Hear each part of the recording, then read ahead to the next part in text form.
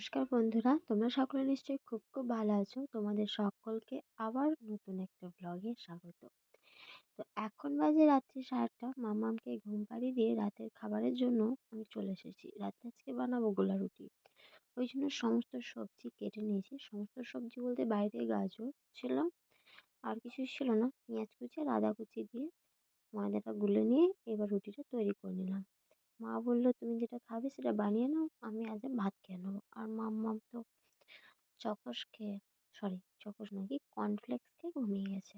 তারপর রাত্রে উঠবে, উঠে তখন দুধ খেয়ে নেবে। কেনা দুধ খায় রাতে, তো কেনা দুধ খেয়ে নেবে। দেখো আমার এইভাবে রুটি 4-5টা হয়েছিল, তার মধ্যে হাতে টাতে খেতেই উঠে গেছে।